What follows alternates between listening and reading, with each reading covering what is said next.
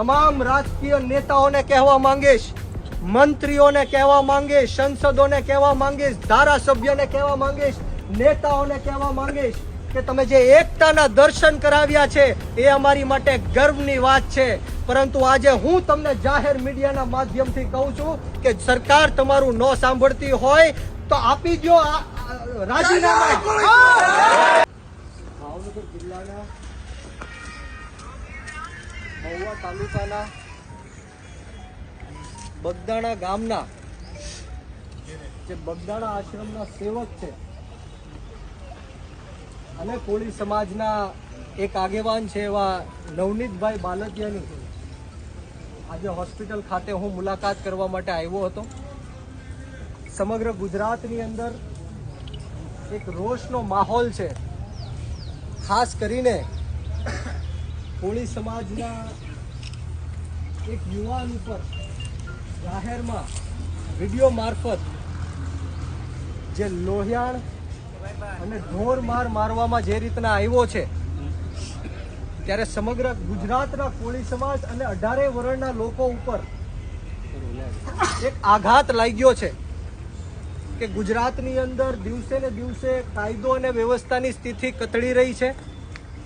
ત્યારે આજે મારી સાથે જસદણથી, બોટાદથી, તાલાલાથી, વાંકાનેરથી, વિરમગામથી અને સમગ્ર આજુબાજુના પંથકમાંથી કોળી સમાજના અને અન્ય સમાજના 18 વર્ણના લોકો નવનીતભાઈ બાલદિયાની મુલાકાતે પહોંચ્યા હતા. ત્યારે હું તમામનો આ તકે હું આભાર વ્યક્ત કરું છું.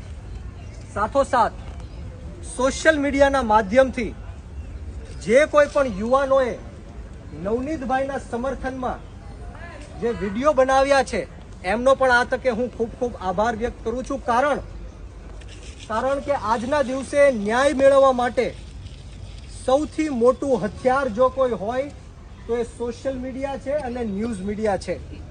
ન્યૂઝ મીડિયાના તમામ પત્રકારોનો પણ આ તકે હું ખૂબ ખૂબ આભાર વ્યક્ત કરું છું. બધી યુટ્યુબ ચેનલ હોય કે પ્રાદેશિક ન્યૂઝની પ્રેસ અને ઇલેક્ટ્રોનિકના તમામ મીડિયા કર્મીનો આ તકે હું ખૂબ ખૂબ આભાર વ્યક્ત એટલા માટે કરીશ કારણ કે છેલ્લા 10 દિવસથી સતત નવનીતભાઈ બાલદિયાને ન્યાય અપાવવા માટે તમામ લોકો પ્રયત્ન કરી રહ્યા છે.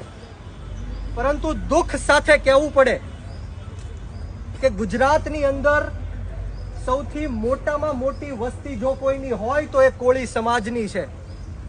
સૌથી મોટામાં મોટી વોટ બેંક કોળી સમાજની છે. છતાં પણ ક્યાંક ને ક્યાંક આપણને ન્યાય મેળવવા માટે ગાંધીનગરના પગથિયા ચડવા પડે છે. વાત સાચી કે ખોટી? આ સરકાર કોળી સમાજના મત ઉપર બનેલી સરકાર છે. છતાં પણ આપણા સમાજના જે આગેવાનો, મંત્રીઓ, સંસદો, ધારાસભ્યો, નેતાઓ જેમણે એકતાનું પ્રદર્શન કર્યું છે, દર્શન કરાવ્યા છે, તમામ રાજકીય મંત્રીઓનું, સંસદોનું, ધારાસભ્યોનો આ તકે હું ખૂબ ખૂબ આભાર વ્યક્ત એટલા માટે કરીશ કારણ કે નવનીતભાઈના સમર્થનમાં કોઈ પણ પાર્ટી ભૂલીને પાર્ટી બહાર આવીને સમાજ માટે એ લોકોએ નવનીતભાઈની મુલાકાત લીધી છે, એમને ન્યાય અપાવવા માટે આગળ વધ્યા છે. પરંતુ દુઃખની વાત એ છે કે આપણા મતે બનેલી સરકાર, આપણે કોઈ સરકારનો વિરોધ નથી, પરંતુ આ ન્યાય તંત્ર ઉપર, આ પોલીસ તંત્ર ઉપર આપણે આક્ષેપ લગાડીએ છીએ કે એક બાજુ વિછ્યા પ્રકરણમાં નિર્દોષ 92 લોકો ઉપર જેમની પાસે કોઈ એવિડન્સ નથી, કોઈ ફૂટેજ નથી, કોઈ વિડીયો નથી, કોઈ ડિજિટલ એવિડન્સ ન હોવા છતાં પણ 92 જણા ઉપર 307ની કલમો લગાડવામાં આવી અને એક બાજુ નવનીતભાઈના કેસમાં તમામે તમામ વિડીયો રેકોર્ડિંગ છે, સીસીટીવી ફૂટેજ છે, ઓડિયો રેકોર્ડિંગ છે, કોલ રેકોર્ડિંગ છે. ફરિયાદી પોતે એમ કે છે કે એટલા લોકો મારા ષડયંત્રમાં સામેલ હતા, છતાં પણ એમની ઉપર એક સામાન્ય ફરિયાદ લેવામાં પણ નથી આવતી.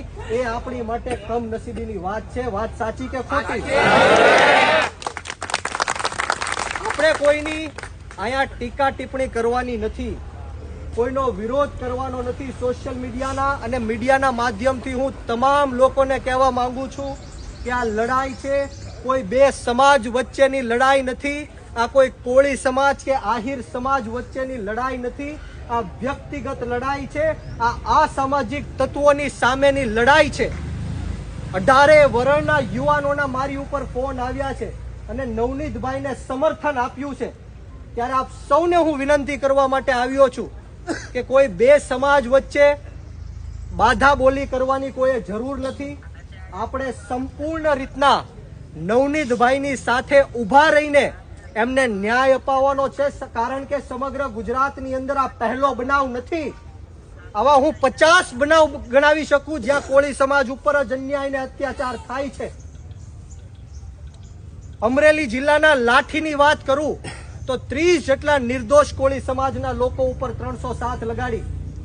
મહુવા તાલુકાના ઊંચા નીચા કોટડાની વાત કરું તો 200 કરતા પણ વધારે વૃદ્ધ મહિલાઓને, વૃદ્ધ લોકોને ઢોર માર મારી લોહી લુહાણ કરીને જેલમાં પૂરવાનું કામ કર્યું, લોહી લુહાણ કરવાનું કામ કર્યું, 307 લગાડવાની કામ કર્યું।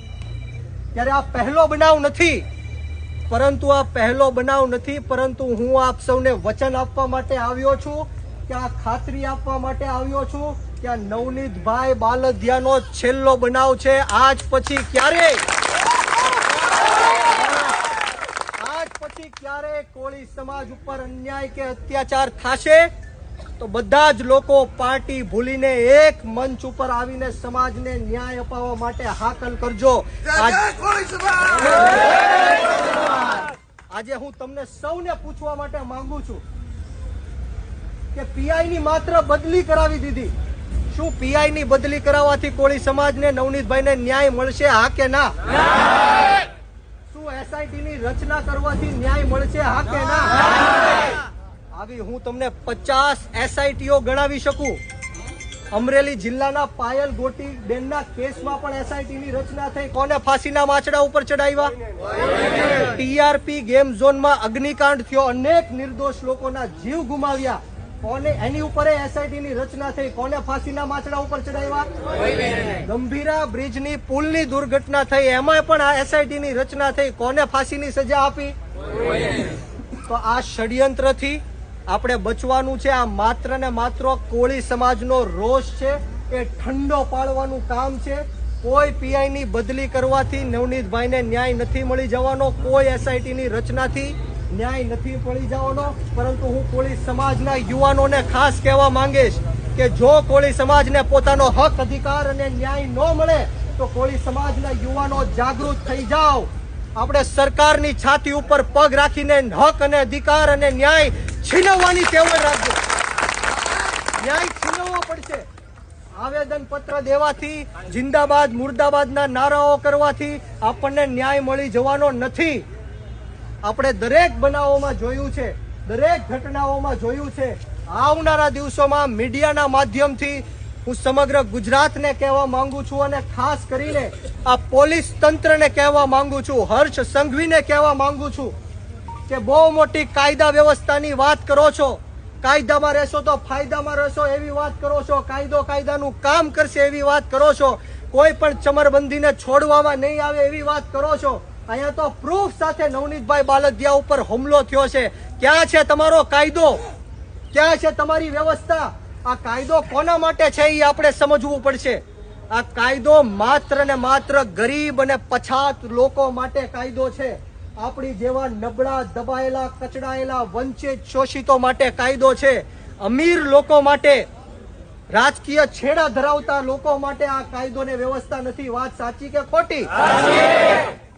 મેં તમને જેમ કીધું એમ કે નવનીતભાઈ ઉપર જે લોકોએ હુમલો કર્યો છે એમની ઉપર 307 ની કલમ લાગવી જોઈએ કે ન લાગવી જોઈએ?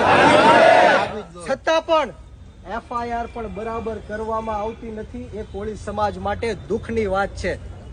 હું આ તકે તમામ રાજકીય નેતાઓને કહેવા માંગીશ, મંત્રીઓને કહેવા માંગીશ, સંસદોને કહેવા માંગીશ, ધારાસભ્યોને કહેવા માંગીશ, નેતાઓને કહેવા માંગીશ કે તમે જે એકતાના દર્શન કરાવ્યા છે એ અમારી માટે ગર્વની વાત છે। પરંતુ આજે હું તમને જાહેર મીડિયાના માધ્યમથી કહું છું કે સરકાર તમારું ન સાંભળતી હોય તો આપી દો રાજીનામા। સરકાર તમારું ન સાંભળતી હોય તો આંદોલન કરવા માટે તૈયાર થઈ જાઓ. અને મીડિયાના સમક્ષ કહું છું કે જો 10 દિવસની અંદર નવનીતભાઈ બાલદિયાને ન્યાય ન મળ્યો તો અમારી 14 જાન્યુઆરી વીર માંધાતા મહારાજની જન્મ જયંતિ આવે છે. બગદાણાની અંદર 1 લાખ કોળી સમાજને ભેગા બગદાણા મુકામે 1 લાખ કોળી સમાજ અમે ભેગો કરીશું. નવનીતભાઈ બાલદિયાના નેતૃત્વમાં એમને ન્યાય મળે એવી હાકલ કરીશું. બોલો, તમે બધા તૈયાર છો? કરવું છે આંદોલન, અપાવો છે નવનીતભાઈને ન્યાય. બોલો, જય કોળી સમાજ, જય માંધાતા. ખૂબ ખૂબ આભાર.